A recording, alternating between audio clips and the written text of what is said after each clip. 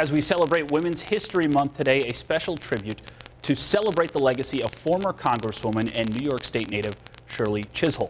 7 Eyewitness News reporter Ala Arabi attended the celebration and tells us more about who this woman was and how she inspired generations.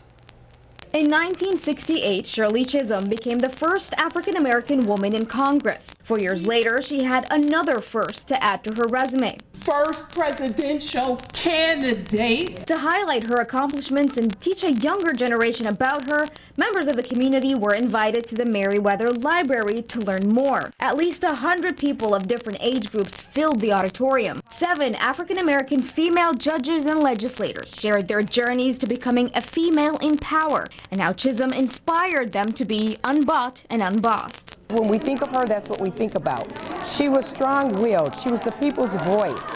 She stood up against obstacles when it was not popular for women, in particular African-American women, to enter into the world of politics. The intergenerational event brought women together to celebrate one another. Just for women young today, knowing that you have a voice in this world, you have an influence, and use it unapologetically. That's what it means to be unbought and unbossed. And that's what Shirley Chisholm was the epitome of. Somalia Doyle says she wants to get into law school. She expressed some of her concerns to the judges on the panel, and she said she found their insight inspiring. If they can do it, I can do it. The next generation can do it. So that was important to me as well. You don't let anybody boss you. You don't let yourself be in a position of being bought out.